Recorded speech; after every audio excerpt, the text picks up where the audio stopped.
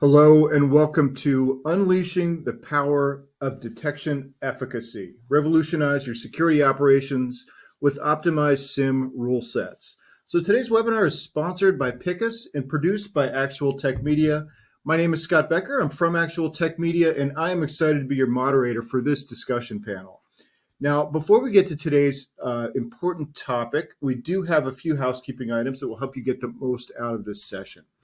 First off, we want this to be an informative event for you, so we encourage any questions in the questions box in your webinar control panel. So not only will we have team members responding to questions during the live event, but we'll also have a dedicated Q&A session at the end of the presentation where we'll discuss in greater detail some of the top questions that you ask. The Q&A panel is also the place to let us know about any technical issues that you might be experiencing. A browser refresh will fix most audio, video, or slide advancement issues, but if that doesn't work, just let us know there in the Q&A and we'll provide further technical assistance. Now, second, in the handout section of your webinar control panel, you'll find that we're offering several resources. I'd especially like to call your attention to a bunch of data sheets in there. There's a couple from Pickus Security. There's one on detection rule validation, and there's another one on security control validation for detection controls. There's also a data sheet about breach and attack simulations. So those are all great PDFs, well worth a look. Also in there, you'll find a link to the Gorilla Guide Book Club, where you can get access to Actual Tech Media's great printed resources on technology topics, as well as a link to the ATM Event Center, which has our calendar of upcoming events. So I encourage you to access all of those resources now and share them with your friends and colleagues. Third, at the end of this webinar event, we will be awarding a $250 Amazon gift card to one lucky registrant. Of course, you must be in attendance during the live event to qualify for the prize, but the official terms and conditions of today's prize drawing can also be found in your handout section. Scroll down past all those PDFs that hopefully you've started downloading, and you'll find the prize terms and conditions link there. Now, finally, one of the best benefits of this event is the opportunity to ask a question of our expert presenters. So to help encourage your questions, we have a special additional prize for you. That's another Amazon gift card, this one for $50 for the best question. So after the event is over, we'll look at all the questions that came in, pick out the very best one, and contact that prize winner. So with that, let's get to today's important conversation. I'm going to be talking to three experts today who are able to provide just a wealth of information from hands-on experience and product experience in the security information and event management space, from using the tools to tuning and optimizing the tools to helping ensure that SOC teams are using their tools correctly. So I'm excited to welcome our three panelists now. We've got Crit Golden, who's head of solutions architecture at Pickus Security. Next, we've got Chase Yates, who's practice manager for security at SP6. And SP6 is a niche software and services firm. They specialize in cyber compliance and in security logging, analytics, and validation. In fact, I forgot to mention, there's a one-pager in your handout section as well with details about SP6's service offerings. And we have another special guest. We have Anas Faruqi, who's a cybersecurity consultant with extensive experience in protecting the oil and gas industry from attack and a ton of experience with SIM in doing that. So we've got a lot of ground to cover with a great panel. Let's get right into it. So with such a rapid evolution of the threat landscape, everyone's realized that we cannot rely on 100% prevention against threats. We've come to this point where it's not only about if we're able to detect threats, it's also that the impact that a breach has on a particular business highly depends on how long it takes us to detect malicious activity. So Chase, I want to start with you. I've got a question about SIM. What challenges do you see customers facing in operating a SIM day to day? Yeah, so there's really a couple of things that I think uh, pop up a lot for many different customers. Uh, One of the major things I see is really understanding uh, or having like the right log sources onboarded into the SIM, right? A lot of times customers have goals, right? Things they want to accomplish with their SIM, but they don't have the right data onboarded into it to really be able to accomplish that. There's certain log sources that tend to be a higher maturity thing for a lot of customers. So things like Sysmon from Microsoft, right? Like super rich log source. Not many customers onboard it or can onboard it because it's a super voluminous data source, right? But the detail you get from that log data is so critical. So that's definitely a challenge, right? Being able to have the capacity within their license and sim to be able to onboard everything they really need to be able to kind of put together that whole picture. Like everybody wants the sim to be the single pane of glass, but they really don't have everything onboarded into it that they really need. And then once they get it onboarded, done a lot of sim implementations over the last 6 years of my consulting career. And what I've noticed in that time is once they've got their data in the sim, there's no real strategy put in place behind like what drives the detections that they actually implement. 9 times out of 10, when I go into those new sim implementations, we go over the detection options that exist out of the box with the customer, and they just kind of pick what sounds cool at the time, right? There's no real strategy. They just like go down the list, like enable, enable, enable, enable, and that like leads to, no real threat informed strategy to actually aligning their coverage to anything like MITRE ATT&CK, right? It also kind of drives them directly towards alert fatigue, Yep. right? If you have a shop with 2 or 3 analysts and you've got 300 detections enabled, you're probably going to have a lot more alerts enabled that they can even realistically respond to, and they're not prioritizing what should be enabled and when, right? But I think those are really some of the bigger things I personally see.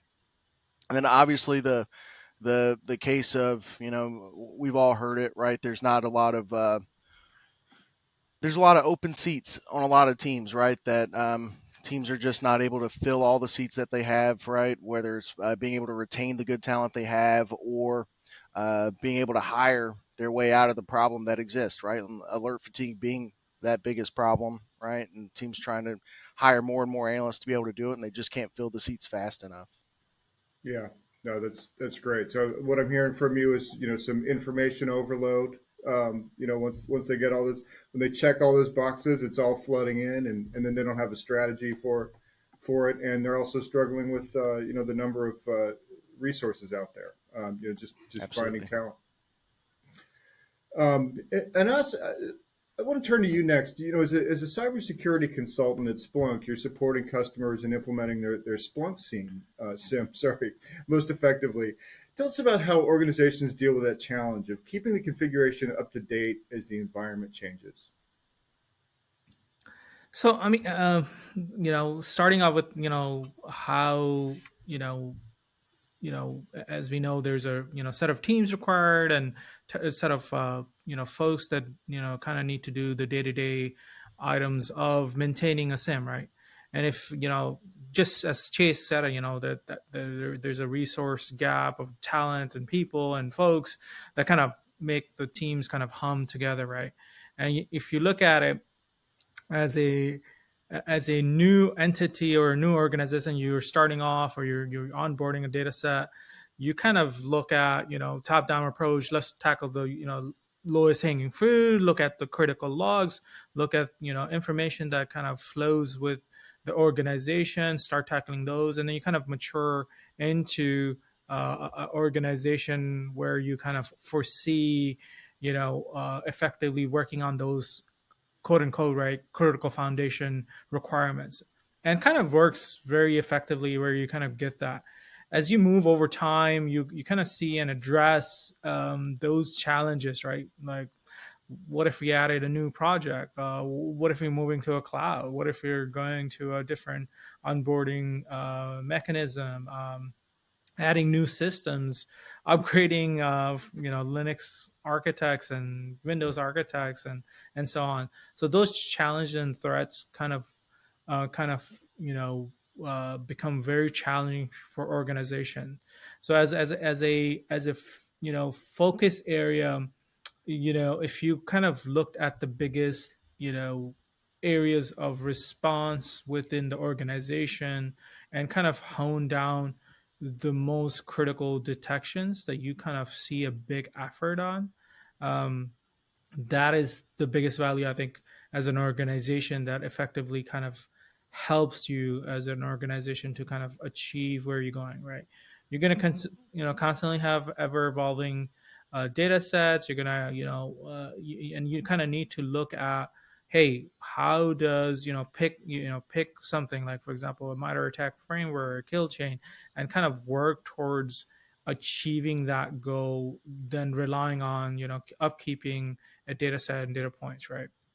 And that creates real world scenarios. For example, you can look at my previous organizations I work with, as on the customer side of the world, we were you know constantly battling new cloud applications, and we looked at, hey, what are the basic avenues of the cloud application? Can we put a web application firewall in front of those data sets and kind of leech off that data source as a point of ingestion to kind of fulfill our requirements for threat detection?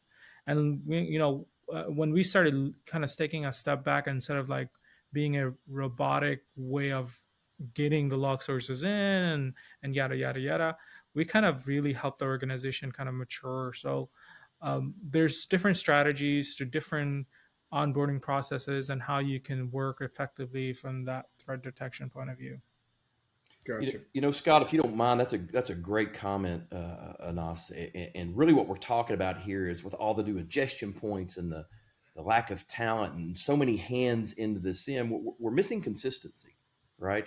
And we're struggling to have a consistent approach. And if we're struggling to have the foundational things like a consistent approach of how we're going to manage our SIEM, our detection engineering capabilities, we certainly probably are struggling validating those capabilities. So it's a two-pronged approach. We're struggling to develop the consistency, to have the consistent approach for the multiple teams and hands that are in the SIEM at any given point in time. And then on top of that, we need to know how well it works, right? And it's hard to do that today manually. So those are additional challenges that struggle, right? That organizations struggle with to understand the efficacy and the return on investment they're getting out of their SIEM. Exactly. Yeah, Chase, did you have something to add? Yeah, it'd help if I wasn't talking way over here on mute, huh? So I guess what I'd add to that, the one thing I've really noticed, a lot of organizations don't really prioritize management of the SIEM the way they really should, right? So like you'll get a customer that it's their SIEM is like multi terabytes of data, but their primary admin, it's only managing that solution, is only 10% of his really main job function, right? The organizations I've seen, especially at that data size, right? Once you get like over a terabyte, it needs at least 1 to 2 people in a dedicated role to doing that. And even something as complicated as Splunk, right? Like somebody could be extremely well versed in the back end of Splunk, but a little bit weak in the front end, right? They don't know SPL as well, but they know how to deploy a forwarder and onboard data, right? So when you get into multi terabytes of data ingest for really large Splunk customers, I've seen very large customers that do a good job of operationalizing Splunk in the SIEM. They really bifurcate those roles, right? So they have a dedicated Splunk architect that does the back end work and onboarding the data.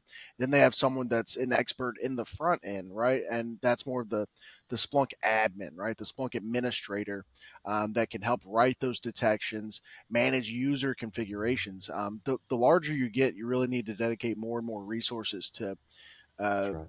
really getting value out of your Splunk deployment, really any SIEM, right? Like once you get that large, and it's just wild to me, right? Because these SIEMs are supposed to be business critical applications for a lot of customers, and they're just not really dedicating as many resources as they do to other components that exist in their security stack. So I think that's really one of the biggest areas a lot of customers could really get more value out of the SIEM, is really dedicating roles to managing it and trying to get value out of it. If they don't have the resources available, there's tons of MSSPs that can really help be their that additional person on their team, right? An extension of their team. You can go and add MSSPs that either help you manage the infrastructure, they can help you add those detections, be that threat detection engineer that you don't have on staff, right? But yeah, just either way, I think just really dedicating resources to the SIEM and stop treating it like an afterthought. And one other thing, you guys were talking a little bit there about sort of the drift, that happens sometimes with the SIEM. And artificial intelligence has been really hot lately. Just with ChatGPT, it's like everybody's mother is talking about artificial intelligence these days. But what effect is if organizations are using AI or automation, what effect does that have on their SIM and their SOC? I'll just kind of throw that open if anybody wants to go after that one. I think definitely AI would play a huge factor, right? But I think we as a, you can say, SIM 4.0 journey of getting where we were, 20 years back to where we are now. And if you look at the evolution of SIM in itself, and you talk to some of the folks that were there in that space, automation I think came in, right. Automation pieces, how to get away from alert fatigue and look at that data set and look at those challenges and problems. We've kind of done a more mature SOC operations and so on to kind of achieve that. But I think as we progress as a society to move from a cybersecurity traditional role, yeah, I think automation would play. But I think eyes on the eyes on the prize would still entail physical assets that would need to kind of leverage those data sets, right? Al can do some repetitive tasks, and automation is already kind of helping with that. But you got to set up playbooks or run books and so on to kind of give that catered view or curated view of the outlook. But yeah, definitely, I think that is something that will be very interesting in the near future to see and foresee how that is working, right? If threat actors can use Al to do simple query writing of a malware, definitely I think defensive side or blue teaming would probably need to leverage those tool sets. Yeah, I guess I'll add to that. So really, to me, that's kind of two different things, right? AI and automation, we use them interchangeably a lot, but with automation in particular, we think like these SOAR platforms, right? Security orchestration and automation and response tools. I think that's really kind of the future of security operations. You could, we as a business, we're looking at potentially going down the VSOC path probably 4 or 5 years ago now. And one of the things I even said back then is I thought automation would eventually replace that tier 1, tier 2 analyst. And I think we're starting to see a lot of that, right? Like I think companies that are implementing effective SOAR, and there's really a strategy to that, right? Like you got to have strong foundation before you can take that next step with automation. But I do believe every organization of every size can benefit from automation. I think there's this misconception that you have to be a late stage maturity security organization to really benefit from it. That's just not really the case, right? Every organization should have strong incident response playbooks documented, right? Like if you have a security team, you should have your IR playbooks documented. Your analysts that are responding to these should know what to do when any of correlation search in your environment triggers. That's where a lot of customers, I think, are missing on their steps towards automation. But once they get to that point, I think on average, it's like a 74-day shorter breach cycle for customers that do implement effective automation in their environment. I think it's on average like $3 million more than those without, right? Like it's a huge cost difference between organizations that do use automation versus don't, right? But I'm a huge proponent of automation. I think in the next probably 5 to 10 years or so, we'll see many more organizations utilizing some of these SOAR tools than what we do today. Chase, that's a really good point, and I would like to bring up where I really feel like AI is going to make a difference. We've highlighted and talked about one of the main problems with SIM is lack of a consistent approach, right? Lack of an applicable standard on how we want to manage and the importance of managing that. So many hands in the cookie jar, lack of talent, being able to retain that talent. AI can help add a consistent layer. For example, Pickus in our detection rule validation product, we use AI to automatically map your logs to MITRE, right? We don't rely on a human to tag, or the inconsistent approach of tagging, or the inconsistent approach from one SOC team to another, or maybe a managed service provider. So I think what it can do is certainly take a lot of that low-hanging fruit where humans struggle, and the consistency and the application of those standards, and make sure that that remains consistent so you get the output that you're looking for, right? That's something that you can count on from a data perspective. So I see AI playing a significant role early on, even before the replacement of some tier one and tier two roles, in applying some standards and some consistency across not only SIMs, but multiple security controls. Okay, great.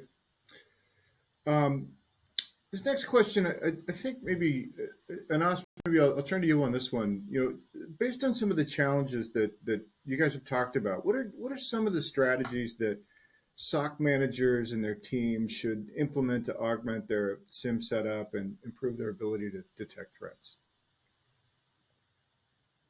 I mean, definitely. I think the really important factor of SIM setup and improving the ability to detect would be getting the foundation right. Like Chase, I think, kind of, beat that, right. Have that rock solid foundation of, how you bring on data, how you set up those datas, and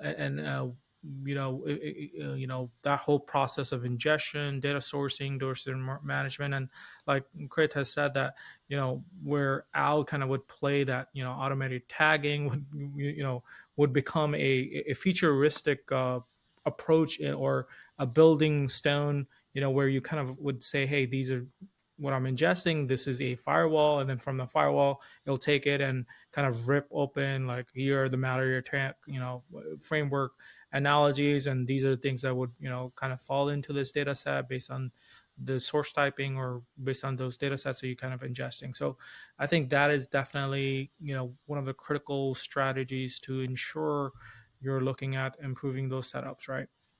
And obviously, looking at from a holistic view, there will be times where you're kind of looking at continuous basis of actionable recommendation on getting those fixes. So if you kind of didn't do that foundation uh, check or basis of that, I think it will be awesome to get an actionable recommendation to kind of say, hey, this is where you kind of need to fix, or button organized to say, hey, this detection needs to be more uh, worked on or recommended to kind of prioritize, right?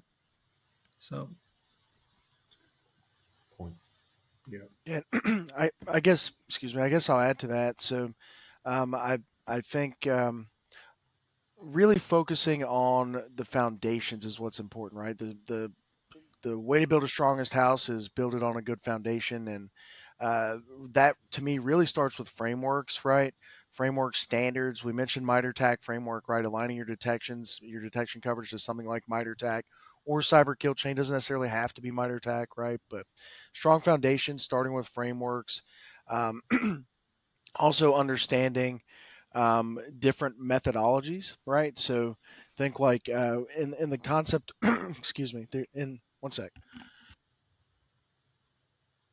In Splunk, there's this concept of like risk-based alerting that helps with the alert fatigue aspect that we've been talking about, right? It's a different methodology and approach to security detections and alert response that really kind of helps with some of that alert fatigue issue, right?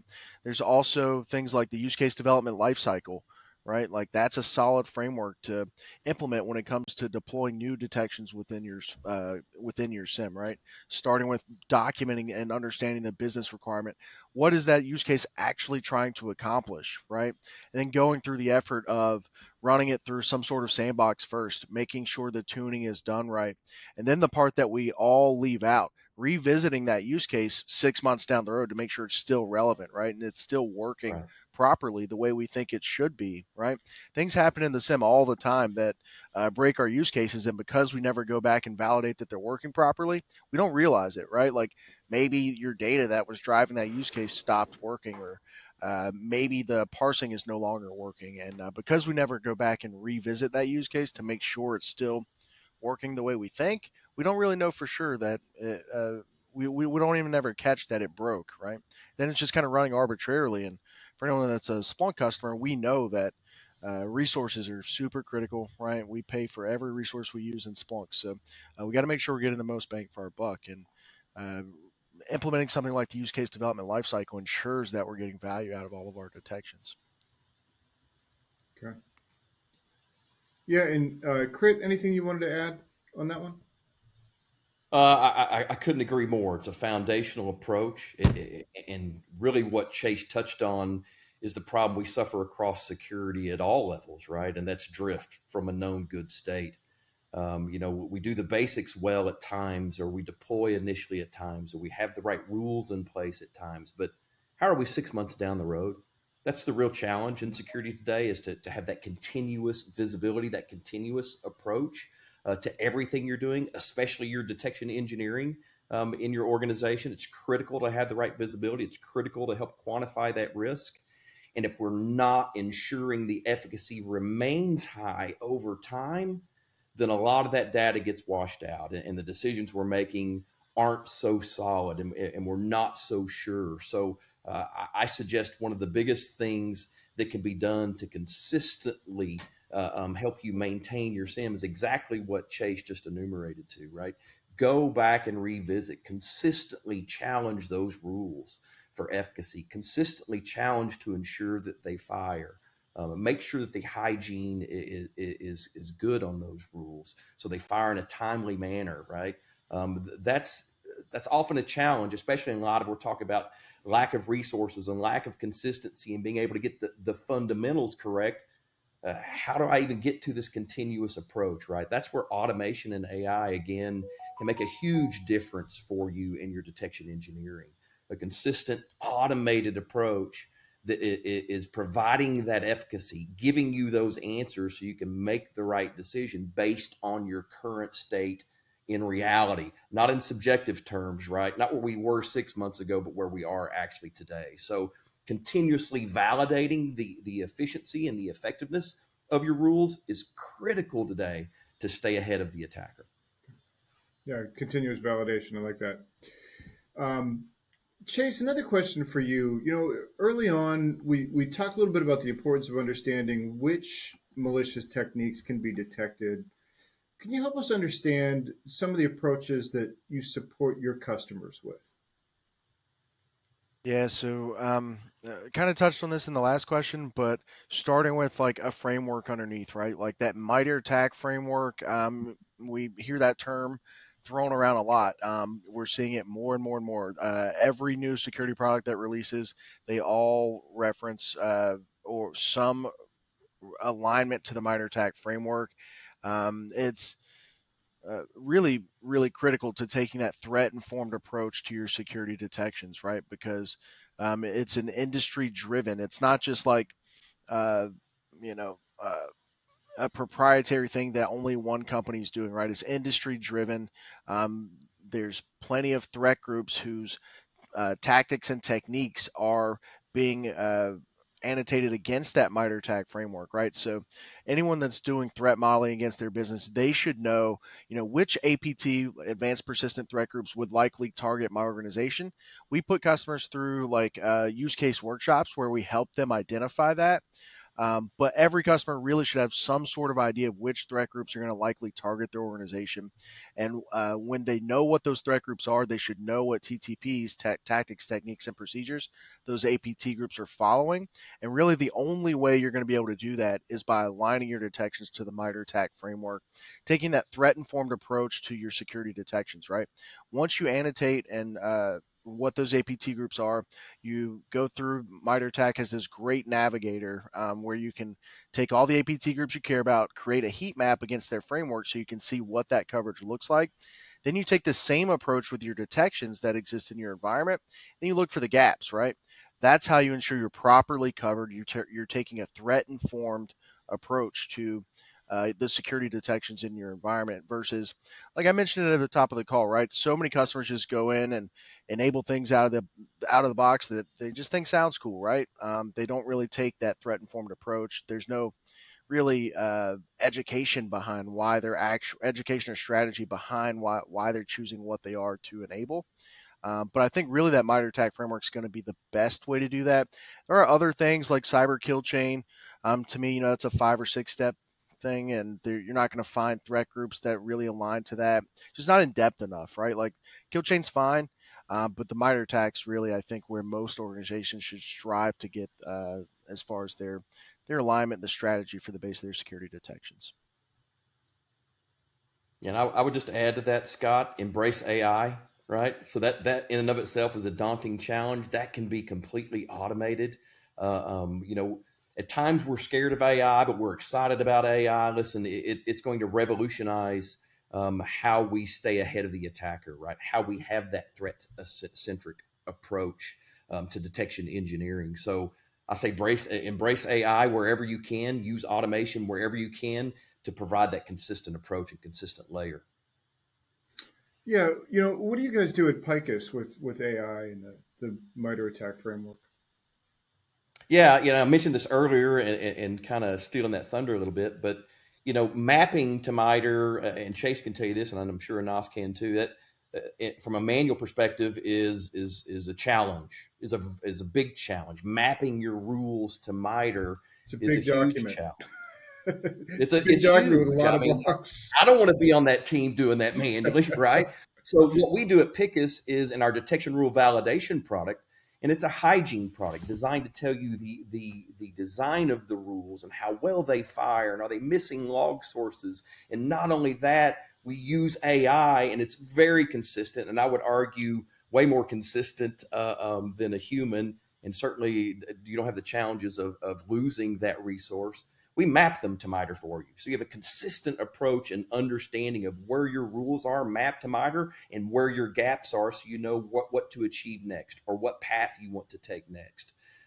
We realize at Picus some of the challenges around SIEM are human related, right? And by no means are we anywhere near replacing a SIEM analyst with AI, but we can certainly augment them and make them better and faster and smarter.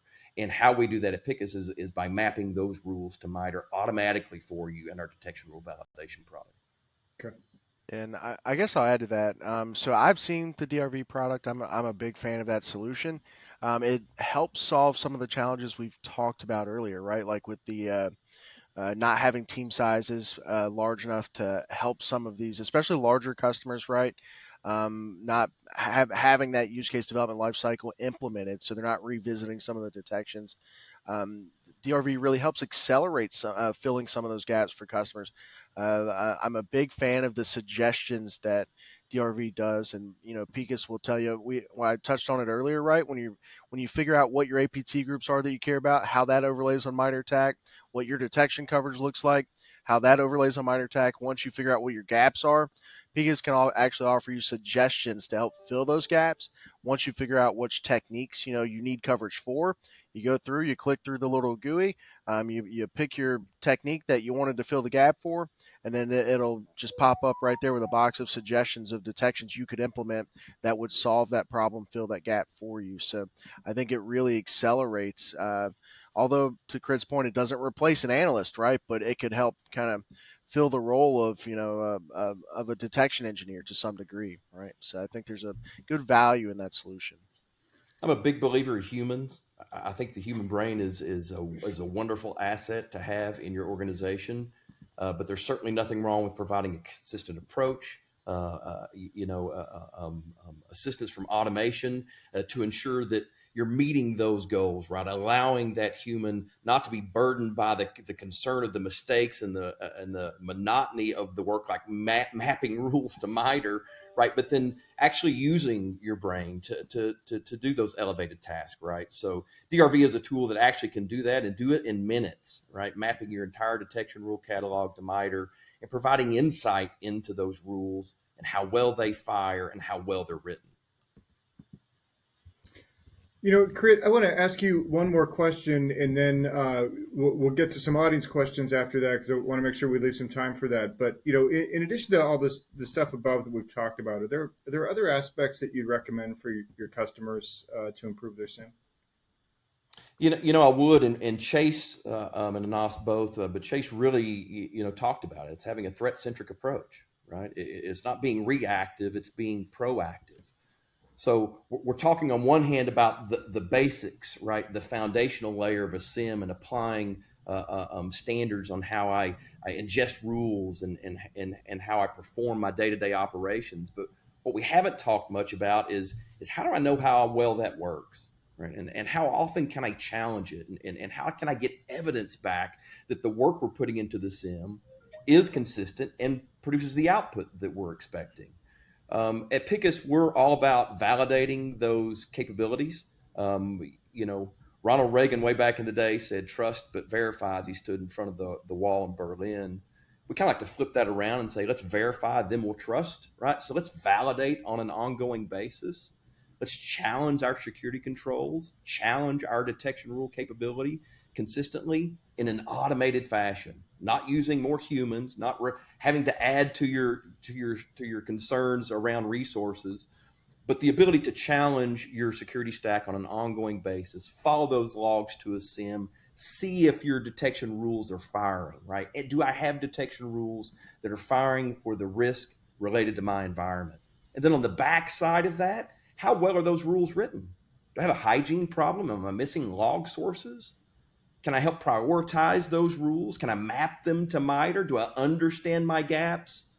This is where Pickus shines, the ability to provide a continuous validation approach on challenging your detection engineering for rules and then making sure that they are consistent over time. That's the goal. That's one of the main challenges we've highlighted today is the lack of consistency due to the challenges from resources to new log sources to the massive amounts of new attacks every day. How do we help solve that consistent problem and provide that layer that provides evidence to our capabilities, right? That's where Pickus shines. Continuously validate and challenge your security posture, understand your detection capabilities, automate that process so there aren't gaps. So you have a consistent approach. So you have reliable information that you can make data-driven decisions based on. And I think that's the real value of Pickus, right? Being able to do that in an easy, automated manner. Okay, great.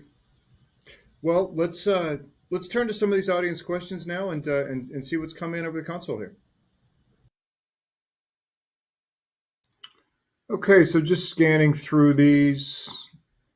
Let's see. Crit, probably this first question here is for you. They're wondering about the Pickus simulations.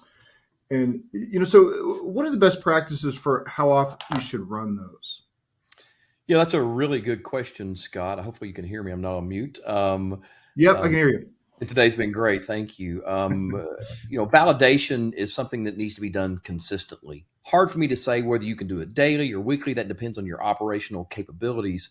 But what we do know is that point-in-time assessments don't work today. Point-in-time analysis of the security maturity or the efficacy of your security controls or program don't work. So it needs to be continuous. That's the real message I would stress, is that validating at least on a weekly basis keeps you abreast of the threat actors and what attacks they're using, how they're comprised, what the impacts are, and how your detection engineering capabilities stand up to those real world attacks. So again, the cadence has to be determined in understanding your operational capabilities as an organization, but a continuous approach and a continuous program needs to be part of your DNA if you want to stay ahead of the attacker and stay ahead of a breach and ensure that you are detecting, logging, and alerting on the attacks that are meaningful to your organization. So that's something that needs to be done on an ongoing basis, whether it's daily, weekly, or monthly, but a regular cadence needs to be in place for best output. Scott. All right. Okay. Regular cadence, continuous. Got it. Anas, this next one's for you. Somebody keyed on your mention earlier of SIM 4.0. Can you walk us through what that refers to, maybe how we got to 4.0? Yeah, so SIM technology has kind of evolved from the beginning times, and there is a mention by Gartner, we're evolving to a SIM 4.0 version of our journey, right, where we kind of see higher inputs from an EPS point of view. You'll see more AI being introduced. You have the SOAR platform, you have various platforms that kind of tie in and integrate very well. So reducing those noise and alerts for organizations, and then kind of coming up with this coin term that we're at the start of this journey where we'll start automating a lot of the noise and the depth, right? So you might be ingesting tons of data and you're kind of seeing a filtered view of your data set. So, going away with this traditional, triage every single alert in your sim and close those out before the evening or before the shift and kind of move that on. So definitely seeing that coin term to kind of see that next generation of sim where you'll see automation, you'll see OWL kind of coming into the forefront to give that better visibility. Okay. All right, great. Next question here. They're asking, how should you configure a SIM system to collect the right data from the right sources if you have millions of devices, machines, etc.? Crit, I see that you answered that in text, but I wonder if you could just kind of walk us through what your thoughts are on that one. Yeah, thank you for calling that one out. We got a lot of questions, and that certainly is a good one. That's a daunting challenge, and I certainly love Chase to chime in on this as well. But where our product, detection rule validation, can greatly assist in that is we can tell you by analyzing your rule set if you have things like missing log sources or unavailable or broken log sources, wrong rule configs, really the hygiene around rules that are extremely difficult for analysts to maintain on an ongoing basis. The skill set exists, does the time. And I would argue that the time to clean up rules and revisit them and give the care and feeding and hygiene that is needed to that rule set is often neglected due to competing priorities. So how do we fill that gap? How do we ensure that the rules we have today fire in a timely manner? We don't end up with extended dwell time potentially for an attacker, and that those rules are performing as we expect them to, as we're counting on them to, right, in the real world scenario. Detection rule validation makes that a significantly easier process, helping you analyze the effectiveness of the rules you write relative to log sources and domain wildcard usage, time spans, etc., right? All of the things that ultimately end up making a rule go stale or fire very slowly. Chase, I don't know if you had any more thoughts on that, but certainly from our perspective, automating that effort and ensuring that what you're collecting and that as those rules were built is still working appropriately is critically important over time. Yeah, excuse me. What I'll add to that, so really the deployment of any SIM solution should be thought out. It should be planned out. We used the term earlier, like threat informed, but it should also be risk driven. So use threat informed in relation to APT groups, advanced persistent threat groups, TTPs you want to monitor for, but risk should ultimately drive the deployment of the SIM. It should drive what you onboard into the SIM. It should help you prioritize the data. And what I mean by risk driven, right? Like an old friend of mine, colleague, he used to use this term called digital crown jewels. And I've not thought of a better way to really describe it since then, but really what is the security team trying to protect at the end of the day? Is it PCI data from sensitive networks, credit cards, PI data, customer health records, whatever it may be, right? Is it intellectual property? Whatever that sensitive data is that you're prioritizing protecting, maybe that's what the assets that contain that information, the authentication logs that protect that information, you definitely want to prioritize onboarding that first. Edge and perimeter firewalls, right? Do you have a DMZ network that's more exposed to external attackers than others? Definitely internet-facing devices, web applications, right? Prioritizing those things that are more exposed than others, prioritizing things that contain more sensitive data than others. Really start there. Figure out what your risk is, and then prioritize the assets accordingly. Once you have that prioritized list of assets, you know what you need to onboard first. That really drives the SIM and making sure you have the best view of the assets that are most susceptible to risk and to potential threats, right? Okay. Yeah. That's super. And Chase, another question here is probably a good one for you too.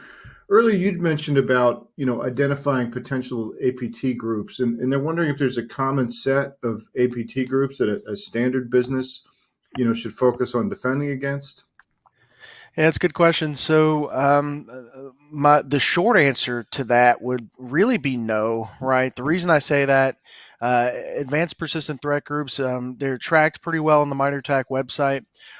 When you read through the descriptions of some of those groups, a lot of times they'll target particular verticals, or they're known to target particular industries. That's usually how I narrow down my list of what APT groups I should care about or the customer I'm working with should care about.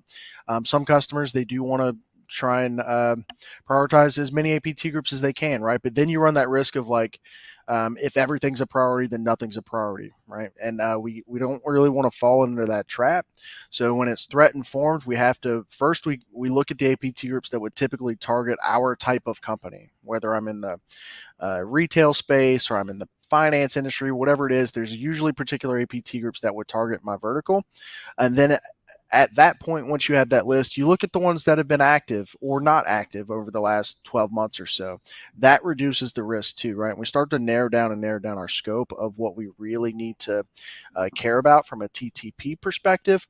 But I say that all that with the caveat that there are some groups that, there's these new concepts of like ransomware as a service that's really popped up a lot over the last 18 months or so.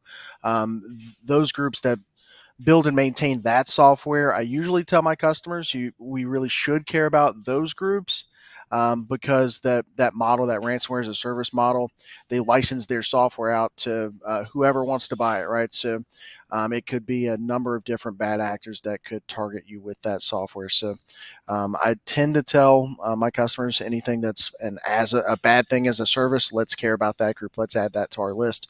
But otherwise, let's narrow our focus and start by focusing on groups that have A, typically targeted our vertical, and B, been the most active over the last 18 months or so. Interesting. Yeah, that's really interesting stuff about the vertical focus there. Another question here, and maybe Anas, maybe this would be a good one for you and then anybody else who wants to chime in. But the question is, other than using Windows event forwarding or installing the Splunk UF on all endpoints, is there a better way to ingest sysmon data?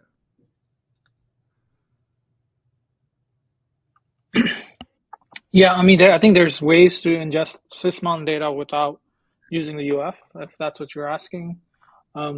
Is it more efficient? I'm not really sure based on the secondary devices that you're going to use to ingest that data set, because of the volume and the throughput. So you can use some of the Windows event collectors to kind of forward that data set. You can use some of the open source tools as well to get that data out. But there will be a lot of context that will be missing from a UF point of view, from a TA point of view, and so on. So there's a trade-off to that as well. And I'll add to that. One of the biggest problems with customers, I know I mentioned it earlier that it's usually volume is a problem. The other thing with onboarding sysmon is how invasive it is to actually get the data. You have to go back and touch every endpoint, deploy a sysmon config, tell it what to monitor, right? You have to explicitly tell it what to collect as part of your sysmon configuration. So it's super invasive to even be able to begin deploying sysmon. Start small, right? There's some good starting points for configurations for sysmon configs from Swift on Security is a really good resource. There's a really popular one that it's from a known researcher called Olaf. He hosts his config out on GitHub where he maps everything in there to the MITRE-ATT&CK framework that we've referenced a few times. That's a really great config as a starting point, but it will take tuning, right? Tune out your known software to help with the volume issue. As far as collecting and getting it to Splunk, the two most effective ways that I'm aware of, you already mentioned in the question, right? Either Windows Event Forwarding or installing the UF. Unfortunately, there's not really a better way. To Anas's point, there's other ways, but I'm not sure any of them are going to be better than the other. Excellent. Great. Well, thanks to both of you guys for all that context there. This next one is probably a good one for Crit and Nas. There was some mention in the conversation about how often rules won't trigger, and maybe Crit, you could take that one first. But how often does that happen? The rules don't trigger. Yeah, that's a great question. With Pickus, in our breach and attack simulation product, we run simulations against security controls, force them to fire, follow those logs into a SIM, and see if we detected, logged, and alerted appropriately.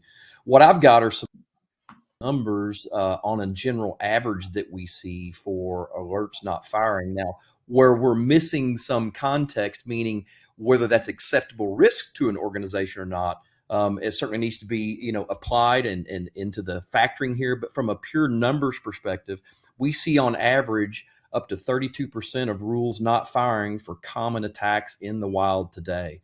That means a rule is either gone stale or doesn't exist at all. And our product is designed to highlight that for you and provide those answers, so you can literally take our detection rules we've written for you and use them to create a detection rule.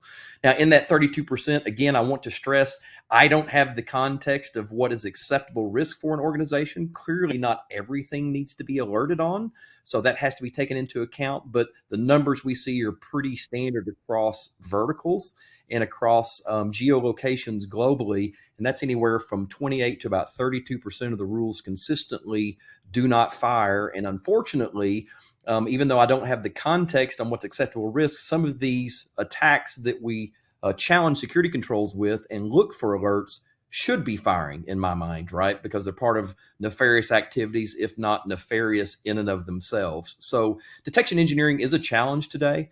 What rules need to fire? How clean are they? How efficient are they? Is the hygiene behind those rules such that I can count on that rule to fire in a timely manner? All of these highlight just the challenges that we face when it comes to detection engineering today, and how we can leverage automated tools to ease that burden and provide, as I spoke about earlier, really some consistent application of our expectations toward this technology. Yeah, those are some really alarming sort of real world numbers there.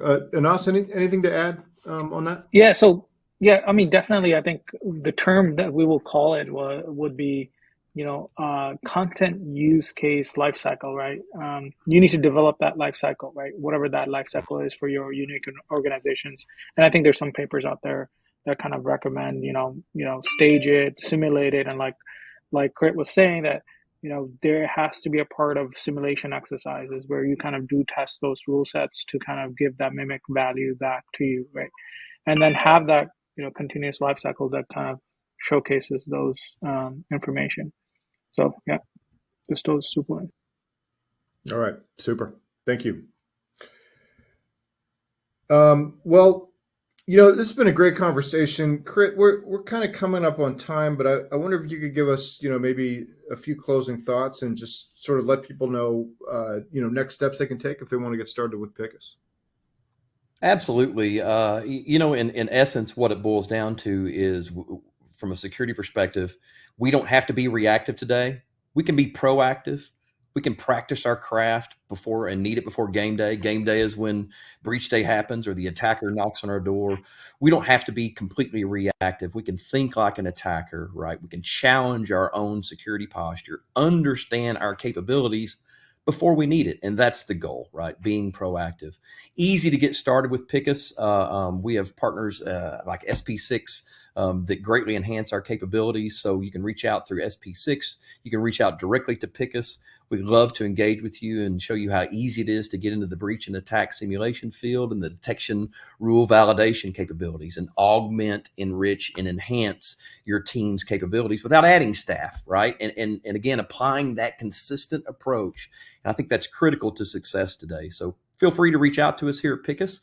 Love to be able to help you, whether it's engage in a POC, do a demo, just have a conversation and consulting engagement, whatever we can do to help provide knowledge, clarity, and context. Fantastic. Okay. Yeah, and I'd be remiss if I didn't mention, with we're winding down here. Just there's also those 4 great PDFs in in the handout section, and it's your last chance to grab them. So, those are another good place to start. Well, Crit, Chase, and Anas, thanks so much. This has been a great conversation. I know I've learned a lot, and I really appreciate your time and your insights today. Yeah, absolutely. Thank you. Thanks everyone for the time. Great session. Yeah, great session. Thank you. All right. And before we wrap up, we have one more piece of business, and that is the Amazon gift card prize drawing. And the winner of that drawing today is Eric Brown from Pennsylvania. So congratulations to Eric Brown. We'll be in touch to get you your card. And with that, on behalf of the Actual Tech Media team, I want to thank Pickus for making this event possible. And thanks as always for attending and for your great questions. That concludes this event. Have a fantastic rest of your day, and we hope to see you next time.